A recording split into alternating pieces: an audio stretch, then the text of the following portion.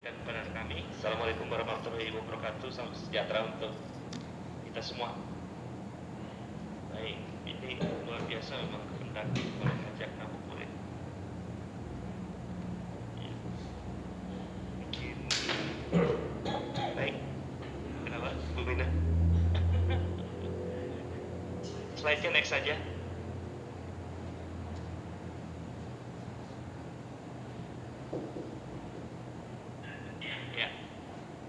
Baik Bapak Ibu, seperti yang tadi sudah disampaikan Bu Ina, bahwa meskipun dari sisi internasional industri penjualan langsung mengalami penurunan sedikit sekitar 1% lebih, namun Indonesia kita masih punya harapan banyak, ya, karena kita melihat bahwa potensi industri penjualan langsung ini masih sangat besar, ya.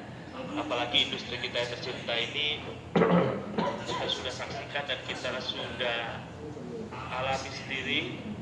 Saya rasa benar-benar penting untuk Indonesia memiliki peran yang penting, karena industri ini mampu memberikan kesempatan usaha pada jutaan orang dan juga berkontribusi pada pertumbuhan ekonomi nasional secara positif. Juga terbukti sudah kita alami di masa pandemi yang lalu. Agus selaku Menteri Dagangan pada saat itu mengatakan bahwa industri penjualan langsung adalah salah satu industri yang membuat roda perekonomian Indonesia tetap berputar meski kita di masa pandemi. Kita tepuk tangan dulu buat industri kita yang luar biasa. Next, oke, perkembangan terkini. Ya, kita lihat ada sedikit perbedaan angka tapi nggak banyak, ya. Itu sama seperti yang tadi disampaikan oleh Bu Ina, ya. Terus jumlah mitra usaha yang terus juga berkembang dari tahun ke tahun.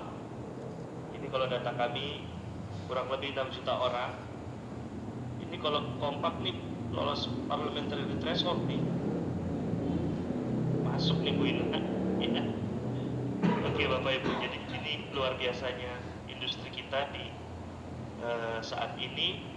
Untuk produk-produk yang kita amati, produk-produk unggulan adalah masih dipegang oleh suplemen-suplemen kesehatan, produk-produk yang berhubungan dengan kesehatan, kecantikan, dan produk-produk yang berhubungan dengan kebutuhan rumah tangga. Digitalisasi sehingga kemudian mendorong perusahaan dan juga mitra-mitra usaha untuk memanfaatkan kemajuan teknologi ini dalam pengembangan usahanya. Next. Dari semua segi-segi positif yang kita lihat dari industri penjualan langsung, kita juga melihat adanya kendala dan masalah juga di industri kita. Kami melihat bahwa seperti yang tadi sudah disampaikan dari pembicara pertama Pak Budi, penipuan yang menggunakan kedok penjualan langsung masih terus berlangsung sampai saat ini dan semakin marak, ya. Nah, tentu penipuan-penipuan ini sedikit banyak berkontribusi terhadap adanya stigma negatif terhadap industri kita. Ya, kita sendiri mengalami, kita yang menjalankan, kadang-kadang ketemu orang baru ngomong sedikit dia bilang, wah ini pasti penipuan. Benar ya Bapak Ibu, ya. Nah, ini juga menjadi masalah. Kemudian yang ketiga, yang juga menjadi masalah yang sekarang perlu mendapat perhatian yang lebih serius, saya rasa, dari kita semua sebagai pelaku usaha dan juga pemerintah, adalah masalah cutting price yang marak dilakukan di platform marketplace, ya, dengan adanya akun-akun yang menjual produk penjualan